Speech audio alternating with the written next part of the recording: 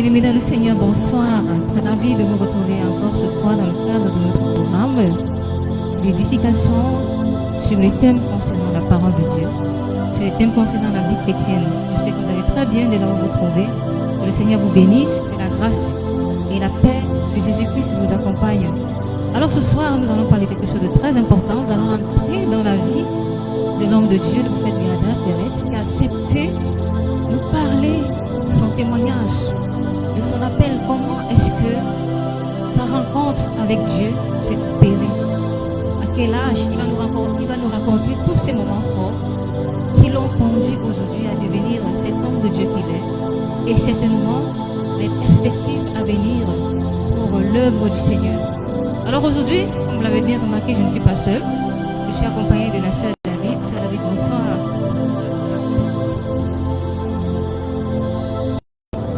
J'espère que vous allez très bien. D'accord. Également, nous avons à nos côtés Maman Véronne, c'est la femme du prophète Biada Pérez. Bonsoir et bienvenue. D'accord. Alors, mesdames, messieurs, chers internautes, bien-aimés dans le Seigneur, je vous rappelle que nous sommes à Polytech Ministry. Nous sommes basés à Yaoundé au Cameroun, plus précisément au quartier Baba, derrière le dépôt de bois. Alors, nos contacts sont là pour plus amples informations, pour tout besoin d'accompagnement, tout besoin de soutien du ministère. Nous sommes à votre disponibilité, et même pour vos critiques et suggestions. Et également, si vous voulez avoir l'homme de Dieu, peut-être pour des questions, pour des sujets de prière, vous pouvez le contacter vers son réseau social de Facebook en tapant tout simplement prophète Biada Pérez, et alors il vous répondra. Homme de Dieu, bonsoir. Bonsoir, amen. J'espère que vous allez très bien. Je vais bien par la grâce de Dieu. Vous êtes accompagné ce soir. Certainement le bonheur doit être. Elle est là aujourd'hui. Voilà. Votre bien-aimé. Votre bien-aimé là avec Oui, vous. elle est là. Je lui passe. Bonsoir Samuel. D'accord, certainement ça vous fait chaud au cœur de participer à l'émission ce soir avec nous. Ça n'arrive pas tout le temps, vous êtes tellement discret, tellement réservé. Aujourd'hui, on vous forcer la main. Oh oui, je n'ai pas eu le choix. D'accord, c'est pour la gloire de Dieu. Nous sommes très très ravis de t'avoir ce soir. Que le Seigneur te bénisse. Voilà. Homme de Dieu, aujourd'hui on va entrer dans votre intimité, on va entrer dans votre vie, on va entrer dans votre jardin secret. Nous allons un peu parler de tout. Alors, mais avant toute chose, dites-nous un peu, c'est vrai, avant de lancer, j'aimerais d'abord que nous prions.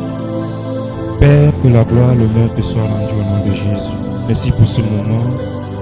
Merci pour cette émission web. Merci pour la sagesse que tu déploies sur nous. Merci parce que tu, à travers de cette vidéo, à travers de ce direct, tu fortifieras la foi de quelqu'un. Tu affermiras quelqu'un. Tu donneras l'intelligence et la sagesse à quelqu'un. Que l'honneur et la gloire te soient donnés au nom de Jésus. Amen. Amen. Homme de Dieu. Comment ça a commencé? Parlez-nous de cette rencontre, ce moment fabuleux.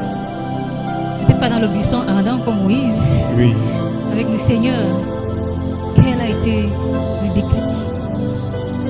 Je vais dire que le déclic, c'est-à-dire là où les choses ont vraiment pris de l'ampleur. Ça date de 13 ans, c'était en 2013. Mais avant ça, j'étais déjà à l'église, j'étais déjà avec le Seigneur. Et en 2013, pendant que j'avais fui la maison de ma maman, à cause de ce que j'avais demandé à ce qu'on me fasse quelque chose pour l'école. Et comme on n'a pas fait, j'ai fui. Je suis parti vivre chez des amis.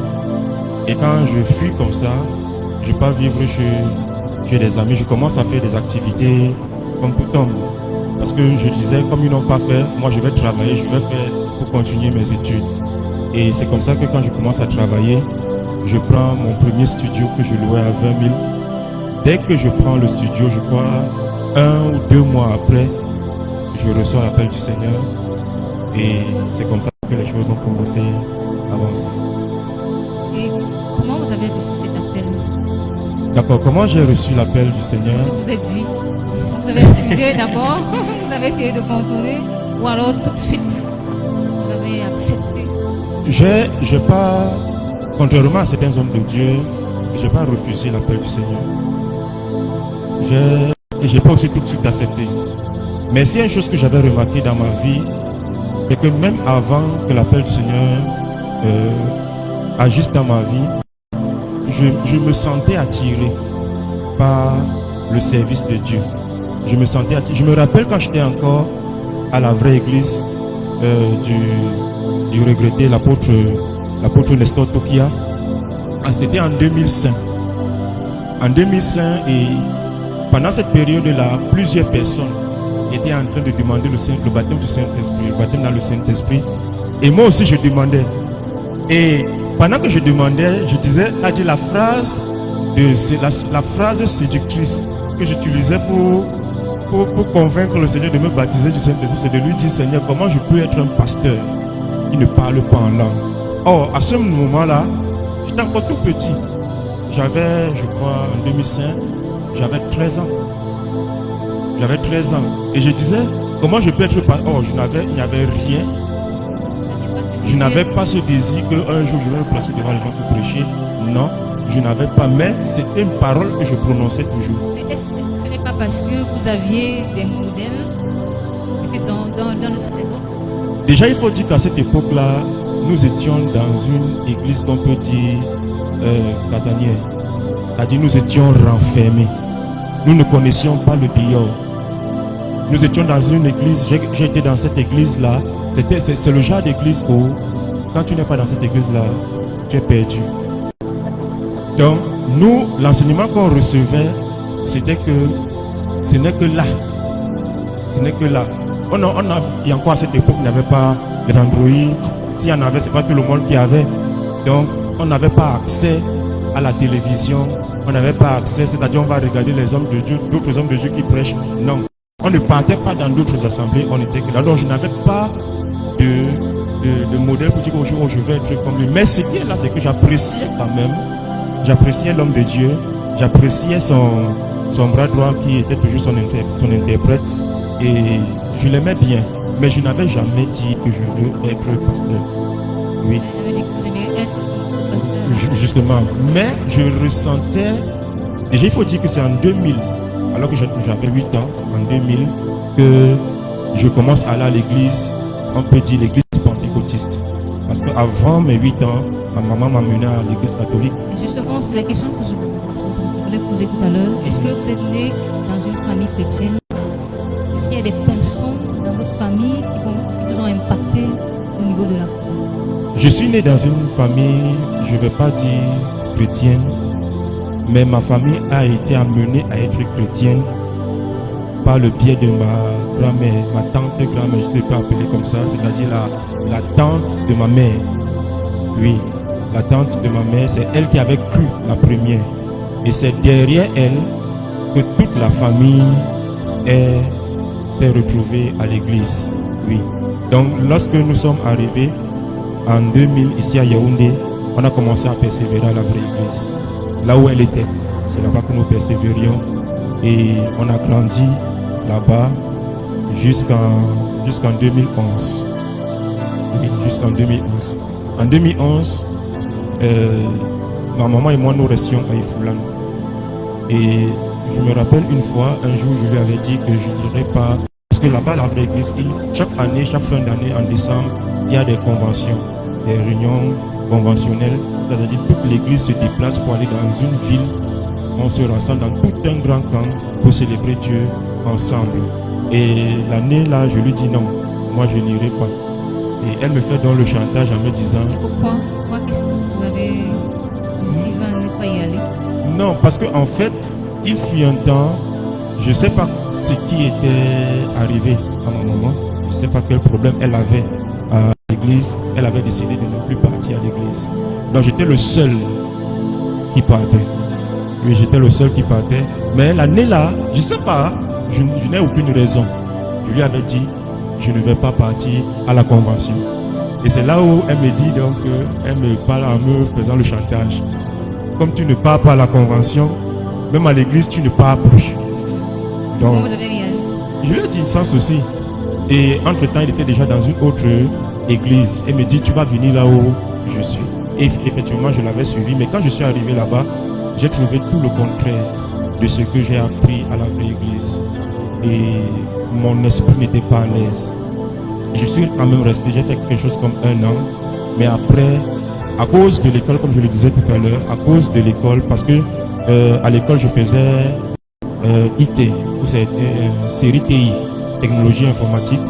Et j'avais demandé à ce qu'on m'achète un ordinateur.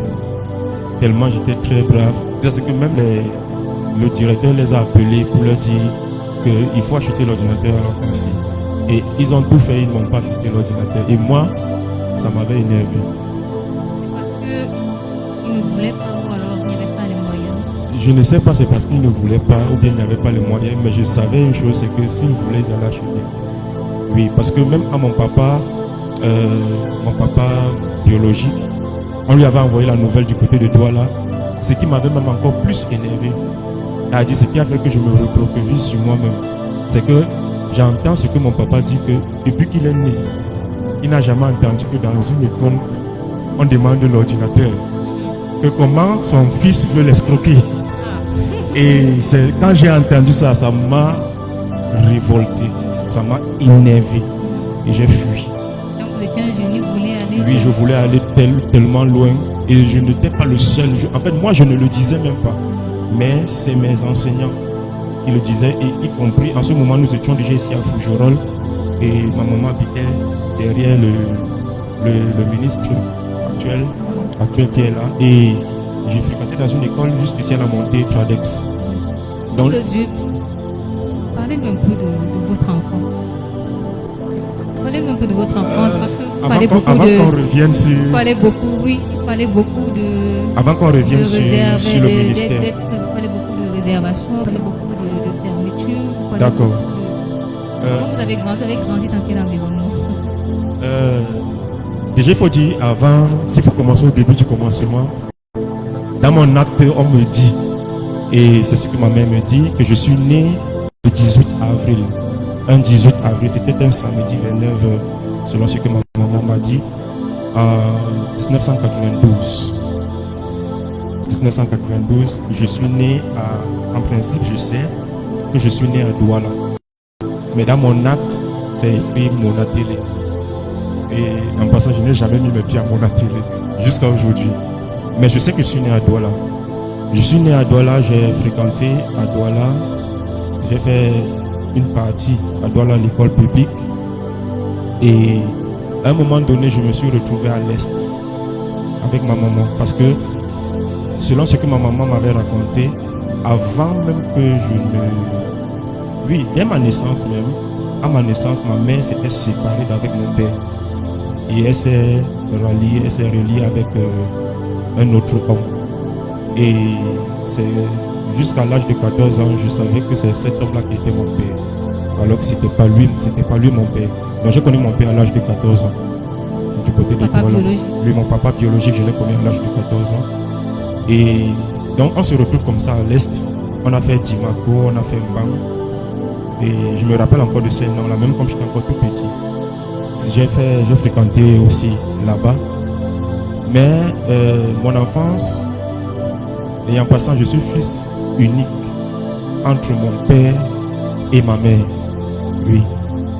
Et mon enfance n'était pas facile. J'ai pas une enfance qui ressemble à un enfant, à la vie d'un enfant unique. Oui, mon enfance était très difficile. Je ne vais pas faire passer ma maman. Vous parlez d'un enfant unique, c'est-à-dire que vous n'avez pas été choyé? J'ai pas été choyé, je ne connais pas ça. J'ai pas été choyé, j'ai pas été dorloté. Non. J'ai grandi avec ma maman, du côté de ma maman. Ma maman était, quand on dit femme africaine, oui, ma maman, voilà. Ma maman était, elle ne me laissait pas le rebond. Quel que soit ce que, il était difficile que ma maman m'apprécie sur quelque chose quand je fais. Et la moindre chose que je fais, quel que soit le matériel qui est à côté là, pas prendre ça, m'assommer. Donc j'ai été, ce qui a fait que ma maman m'a tellement, et elle-même elle le dit. Elle le dit, et elle le dit même à mon petit frère qu'elle vient d'accoucher. Et elle lui dit que tu as de la chance. Tu demandes à ton grand frère parce que lui il connaît Il sait. Ce que tu viens de faire là, c'est que tu ne t'en sors pas. Il sait. Donc, j'ai écopé, et ce qui fait que à cause de ça, j'étais beaucoup renfermé. Beaucoup renfermé. Je me rappelle d'une histoire. Ma maman m'avait tapé une fois. On était déjà ici à Yaoundé. C'est une histoire que je ne hais pas ma maman, non. Mais c'est une histoire que je ne sais pas si ça sera facile à sortir de ma tête. À cause de ce que, vous savez, dans toutes les églises, il y a les problèmes. Il y a les soucis et tout. Les problèmes ne viennent pas de commencer. Je ne sais pas quel souci elle avait avec une soeur. Elle avait avec une soeur. Et un dimanche soir comme ça, elle me retrouve en train de causer avec la fille de la soeur. Et on causait. C'est normal, on est des frères à l'église et tout. Ma maman n'a pas cherché à savoir ce que je causais avec la soeur. Elle n'a pas cherché. Quand on est rentré à la maison, elle a pris le pilon. Je pèse bien, je dis le pilon. Le pilon, c'est-à-dire c'est comme pile. Elle a pris ça, le gros là. Vous savez, à l'époque, c'était fait, c'est pas les jouets qu'on fait maintenant. À l'époque, là, c'était vraiment le bon. Avec le bois padouk. Voilà. Le bibinga. Le jar là. Elle a pris ça. Elle a commencé à me taper. Et quand elle m'a tapé, elle m'a donné le coup fatal. Le coup fatal, c'était sur la tête. Elle m'a dosé ça sur la tête. À l'instant, je suis devenu aveugle. Au moins pendant 5 minutes, je ne voyais plus rien. Quand elle m'a tapé comme ça, elle-même, elle a senti que ce qu'elle vient de faire n'était pas... Oui, je suis sorti de la maison, je m'étais retiré un peu à côté. Et quelques temps après, elle m'a appelé et elle m'a demandé pardon. Elle m'a demandé pardon et elle m'a acheté le poisson brésil au jour pour me consoler. Je n'étais qu'un enfant. Et un enfant, en fait, n'a pas de haine. Sincèrement, je n'avais pas eu de haine envers ma maman. Mais c'est au fur et à mesure quand je grandissais et que l'image revenait toujours dans ma tête que ça me dérangeait beaucoup. Il a fallu que le Saint-Esprit me guérisse. Oui. Donc je peux citer beaucoup d'exemples comme ceux-là. Et que ce soit à l'Est, que ce soit ici, j'ai été maté. J'ai été maté. Ma maman ne me permettait pas de jouer avec d'autres jeunes facilement. Non, elle ne me permettait pas. Même quand on était à l'église, les autres jeunes peuvent être ailleurs. Je suis assis à côté de ma maman. Je suis assis à côté d'elle. Donc, j'ai grandi dans l'isolement, étant renfermé. Oui, étant renfermé. Voilà pourquoi aujourd'hui, je suis certes un homme de Dieu, mais on peut me reprocher une chose. C'est que je cherche toujours la chaleur. Même inconsciemment. Inconsciemment, je peux... Parce que normalement, on va dire, ok, les hommes de Dieu ils doivent avoir une certaine vie réservée. Non, mais personnellement, je permets et je cherche. Je cherche pourquoi? Parce que je n'ai pas eu ça. Je n'ai pas eu ça. Donc, c'est comme ça que j'ai grandi. Mais si c'est pour l'éducation, ma maman m'a donné une très bonne éducation. Oui, elle m'a donné une bonne éducation. Je n'ai pas connu la vie de débauche. Je n'ai pas connu ça. Il y a beaucoup de gens qui viennent au Seigneur parce que Dieu les délivre de la vie de débauche. Moi, ce n'est pas mon cas. Beaucoup de gens viennent au Seigneur parce que Dieu les a guéris peut-être d'une maladie incurable. Moi, ce n'est pas mon cas. Je ne connais pas la vie de débauche. J'ai eu une maladie très grave quand j'étais petit du côté de l'Est. Une maladie, je ne sais pas comment on appelle ce genre de maladie. C'est une maladie où je ne pouvais pas rester au soleil. Je devais seulement rester à l'ombre. Seulement à l'ombre. Une fois que le soleil, un rayon soleil me touche, je me sens très mal. Au point où, je ne sais pas, c'est la mort qui devait venir. Donc. Mais, en ce moment, ma maman ne connaissait que des marabouts. Oui. Nous partions à l'église catholique, mais je me rappelle que ma maman m'amenait souvent chez des marabouts. Jusqu'à ce que, j'ai même certaines marques ici, où on m'avait blessé. Oui. Oui, on a pris je ne sais pas si c'était les cailloux, c'était quoi, on a frotté comme ça piquait, je me rappelle très bien. Donc ma maman m'emmenait des fois chez les marabouts, mais je ne sais pas par quel miracle, j'ai été guéri. Et depuis cette maladie-là, je n'ai plus jamais été malade jusqu'aujourd'hui. Sauf une maladie, si je vais appeler ça comme ça, ou c'est un malaise, la typhoïde, qu'on appelle généralement le palud du sang. Oui, je l'avais eu un certain temps et ça m'arrivait, ça me prenait souvent quelque chose comme 3 fois par an. Et chaque soir, à partir de 15, je peux être bien dans toute la journée, mais à partir de 15h, 16h, je change de couleur et tout. Mais le Seigneur m'a guéri de ça. M'a guéri de ça. Et je pourrais peut-être dire l'année où le Seigneur m'a guéri de ça. Donc c'est comme ça que j'ai vécu. Mais quand je suis arrivé ici à Yaoundé, j'ai retrouvé mes hommes. C'est-à-dire les enfants à ses cousines, à ses tantes. Donc les enfants autant de ma maman. Mais comme on avait le même âge, on était dans la même génération, j'ai grandi avec eux comme mes grands frères et mes grandes sœurs. Donc c'est avec eux que j'ai grandi. On a grandi ensemble à la vraie église. Mais ma maman était toujours pour moi une sécurité.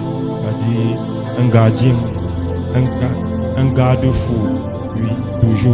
Homme de Dieu, quel est l'impact que cette éducation, que l'éducation que votre maman vous a donnée a eu sur votre service, sur votre appel? Est-ce que ça a joué, ça a impacté votre appel d'une certaine manière? Oui, ça a impacté mon appel.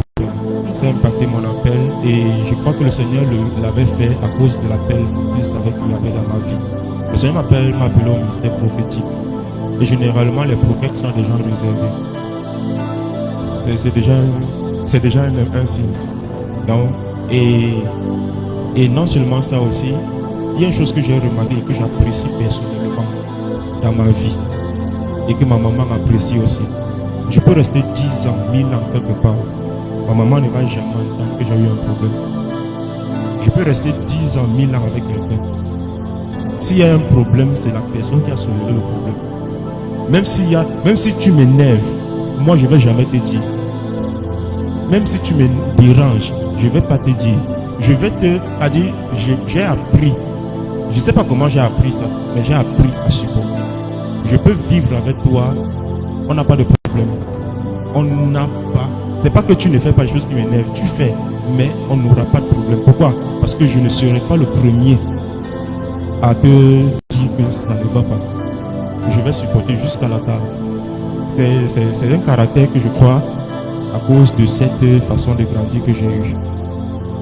Est-ce que aussi le fait d'avoir été enfermé, d'avoir été isolé, est-ce que vous pensez que jusqu'à présent, il n'y a pas une sorte de, comment je veux dire, comment on dit souvent, la bouche chassée au naturel et revient au galop? Est-ce que cette attitude-là ne remonte pas souvent jusqu'à présent et que ça peut paraître parfois comme une sorte, ça peut paraître aux yeux des autres comme une sorte de différence, oui, un manque d'attention? Effectivement, dans la suite de notre entretien, j'ai eu, je pourrais dire, un problème que j'ai eu dans une assemblée. Dans une assemblée à cause de ce caractère. C'est-à-dire ce caractère toujours dans son coin. Il y a les gens, mais toi tu es toujours dans ton coin. Oui. On avait mal interprété en disant que c'est la déloyauté. Parce que c'est un signe. Être toujours dans son coin peut être un signe de déloyauté, mais ce n'est pas toujours la déloyauté. Ça peut être que c'est le caractère de la personne. Donc ça m'a, dans cette assemblée, ça m'avait dérangé, ça m'avait créé des soucis. Et aussi, il y a une chose, c'est que à cause de ça, je n'aime pas trop l'affront. À cause de la façon dont j'ai grandi, je n'aime pas trop l'affrontement. Oui. Même quand voilà pourquoi j'ai dit je ne peux pas avoir un problème avec quelqu'un. J'ai horreur de l'affrontement. J'ai horreur. Et il m'est dit, c'est même maintenant que je vois que ça change parce qu'il m'est difficile, même si je cause avec quelqu'un, c'est difficile que je regarde la personne dans les yeux. Ce n'est pas la peur. Ce n'est pas du genre, je ne sais pas quel mot je peux encore utiliser. C'est pas la peur. Non, c'est pas que j'ai peur de la personne. Mais c'est que je ne connais pas regarder quelqu'un dans les yeux. Comment vous avez fait? C'est cet esprit qui m'a. Comment vous avez fait lorsque vous avez rencontré madame? Quand il est. Non, il lui a dit ça cache. Il lui a dit que il faut que. Voilà. Je lui ai dit. Vous Non, n'avez je- pas eu peur, vous n'avez pas tourné, vous n'avez pas cherché les mots. Là, il fallait beaucoup, il y avait beaucoup de soutien derrière. Il y avait beaucoup de soutien derrière. Je crois que je vais raconter ça. Je vais raconter cette histoire-là. D'accord, c'est une parenthèse, on va avancer. D'accord. Alors, et comment est-ce que vous démarrez effectivement votre ministère? Ok, donc je disais dans ceci, quand je quitte la vraie église, je me retrouve dans l'église de ma maman. Je vais citer le nom parce que je n'ai rien à cacher. À l'église du christianisme céleste. Je n'ai pas été à l'aise. Et quand je quitte donc, je fuis à cause de ce qu'on m'a pas acheté l'ordinateur. Je fuis ici la maison. Je me retrouve à Efoulan chez mes amis. Les amis du quartier. Et j'habite chez eux. Pendant que j'habite chez eux, c'est comme ça que je ne fais pas la rencontre parce que je la connaissais déjà quand nous habitions à Efoulan. Mais pendant que je reviens, c'est là que mon regard sur elle change. Oui. Or, auparavant, nous étions juste de simples amis. Oui. Et c'est comme ça que quand j'habite chez mes amis là, je commence à faire des activités. Je prends donc mon premier studio que je payais à 20 000. Et quand j'étais en seconde au lycée de Pied-Massy, j'étais avec un frère qui, lui, parce que quand j'avais quitté l'église de 2010 à 2012, j'ai eu un temps de relâchement dans la foi. Oui, le fait que je ne partais plus à l'église, j'ai eu un temps de relâchement. Et pendant cette période-là, je cherchais et je voulais ressembler aux jeunes que je voyais dehors. Mais je ne parvenais pas. C'est quoi, vous voulez rattraper certaines enfance, Oui, adolescence? je voulais rattraper ça. C'est-à-dire que ce soit chercher les femmes, que ce soit essayer de boire même, Vous voulez vous évader, essayer de fumer. J'ai essayé, rien n'a marché. Rien n'a marché. Même quand j'étais dans cette période-là et que j'étais avec une fille, je voulais même faire du genre, je suis avec une fille, je cherche une deuxième, une troisième, ça ne marchait Comme pas. les autres. Comme les autres, ça ne marchait pas. Ça ne réussissait pas. Je me rappelle un jour, le Seigneur a toujours été avec moi. J'ai eu deux expériences que j'ai vécues. Et j'ai eu, un temps, c'est là où j'ai compris que cette expérience, c'est moi qui te protégeais. Je prends la première expérience. Un jour comme ça, j'étais à la maison et avec les envies de jeunesse, j'ai voulu avoir une femme à côté de moi. Je suis parti à comment on appelle encore ce quartier-là, à Mélène. Je suis parti à Mélène et quand je vais là-bas, je vois une prostituée. Je la prends. On part. Elle se déshabille, je me déshabille. Elle a tout fait. Elle connaît des techniques. Elle a tout fait. Mon appareil génital ne s'est pas allumé. Je l'ai payé, je l'ai dit, je pars. Je suis parti. Je ne sais pas, je n'ai pas compris ce qui se passait. Voici la deuxième expérience. Quand j'étais en seconde, en première, je sortais avec une fille de seconde. Et on était ensemble. D'ailleurs, j'étais le seul à avoir su qu'elle fumait. Et elle voulait m'entraîner aussi à fumer. Elle n'avait pas réussi. Et le jour où nous devions passer à l'acte, elle était arrivée à la maison. On habitait encore Efoulan. Le jour là, ma mère n'était jamais arrivée à la maison. Puisque ma mère, elle m'avait laissé seule à la maison. Elle était venue habiter ici à Coucherolles. Le jour là, elle est arrivée à la maison. À l'instant T. Ça m'avait énervé. Comme dans les films. Mais j'avais su, le Saint-Esprit, bien des années après, m'avait dit, je t'avais préservé. Pour la deuxième même, il m'avait dit pourquoi. Il m'avait dit que cette fille, regarde, c'est la dernière de leur famille. Donc c'est sur elle qu'on avait mis tout leur héritage spirituel. Et si tu entrais, tu prenais ça. Je dis ce que le Saint-Esprit m'avait dit. Ça, je comprends. Donc c'est comme ça que j'ai été délivré de ces expériences-là. Donc tout, j'ai essayé de faire ce que les jeunes voulaient faire. Je n'ai jamais réussi. Vous avez été prédestiné. Je n'ai Ça veut dire jamais prédestiné bien réussi. avant. Oui, je n'ai jamais réussi. Voilà pourquoi il y a une chose que mon épouse et moi, on est sûr et on est d'accord. Même dans le ministère ici. Je peux dire une chose. C'est vrai, je suis un homme. Dieu est fort, mais Satan n'est pas fait. C'est vrai. Mais il y a une chose qui est sûre, c'est que en matière de femme, je peux avoir l'envie, je peux t'apprécier, mais venir devant toi te dire, je ne vais jamais le faire. Je n'aime pas l'affront. Maman est plus Donc, un homme fidèle.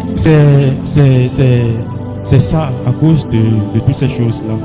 Et même quand je travaillais, quand je faisais mes travaux, j'ai fait des travaux où ça m'a mené à marcher dans tout Yaoundé. Je connais la ville de Yaoundé comme ma poche à cause des travaux que je faisais. J'ai marché et j'ai travaillé dans la nuit. Je suis entré dans des snacks. J'ai vu tout ce que les jeunes peuvent voir aujourd'hui, les détourne. J'ai voulu que ça me détourne. Rien ne m'a détourné. Vous étiez un peu comme le prophète Jérémie alors. Justement, parce qu'il fut un temps, Jérémie lui-même voulait que... Donc, j'ai cherché, personnellement, j'ai cherché. J'ai cherché. Rien. J'ai cherché. Rien n'a fonctionné. Rien n'a fonctionné. Si ça faisait même un exemple de fonctionner, ça ne durait pas. Ça ne faisait même pas. Déjà fumer, je n'ai jamais fumé. Boire, je n'ai jamais bu. Oh, j'ai été dans des lieux, j'ai été avec des personnes, j'ai été dans... S'il fallait qu'on me détourne, c'est qu'on m'a détourné depuis. Donc, j'ai vécu ça. Et comment le ministère donc résonne? Quand j'étais dans mon studio c'était dans le quartier qu'on appelle Obobogo, après un sang, en partant vers Damas. Le frère avec qui j'ai fréquenté en seconde, c'est lui qui m'avait ramené dans les voies du Seigneur. Il me prêchait l'évangile. Il me parlait. Et son assemblée, là où il persévérait, c'était ici à Tongolo. Et je quittais au Bobogo, Tongolo, pour aller à l'église. Vous pouvez, si vous connaissez Yaoundé, imaginez la distance. C'est tout un voyage. Et je partais à pied. Je ne partais pas, je ne payais pas. Des fois, je payais. Mais quand je ne parvenais pas à payer le transport, je partais à pied. Jusqu'au jour où je me suis fatigué, j'ai dit que Seigneur, il n'est pas plus. Donc c'est là-bas que j'ai reçu le baptême dans l'eau. C'est là-bas que, je crois, la dernière fois, quand j'ai entendu l'appel, c'est-à-dire pour celui qui veut donner sa vie à Jésus, qu'il vienne. Et j'ai donné ma vie à Jésus le jour-là, c'était le 18 juin 2013. Et je crois que c'était la dernière, oui, c'était la dernière fois. Et je ne peux pas compter le nombre de fois que j'ai donné ma vie à Jésus. Chaque fois qu'on partait dans la campagne d'évangélisation, chaque fois qu'on disait qui veut donner, je partais toujours devant. Toujours devant. Tellement l'amour, le feu du Saint-Esprit était tellement fort en moi. Et quand je dis était, ça ne veut pas dire que ce n'est plus jusqu'à aujourd'hui. C'est toujours là. Donc, je suis baptisé là-bas. Et l'homme de Dieu qui me baptise, c'est le fils du pasteur de l'assemblée. Il me baptise dans les eaux à dragage. Et quand il me baptise, quand je sors de l'eau, je vois l'atmosphère différemment. Je ne sais pas ce qui s'était passé, mais je ne voyais plus normalement comme ça dit. Je voyais l'atmosphère. Oui, il y avait un changement. Et il y a une parole qu'il a prononcée sur ma vie. Jusqu'aujourd'hui, j'entends l'accomplissement. Et je prie que ça se réalise. Il me dit, le Seigneur me dit de te dire que tu entendras sa voix audiblement. Amen. Dès que je suis sorti des eaux. Et il fut un temps, j'ai arrêté d'aller là-bas parce que la distance J'ai arrêté d'aller. Et quand j'arrête d'aller, c'est comme ça, je ne peux pas savoir, je ne peux plus me rappeler quand. Mais un temps, c'était un soir, j'entends, je ne sais pas ce que je faisais, j'entends dans mon esprit une voix qui me parle.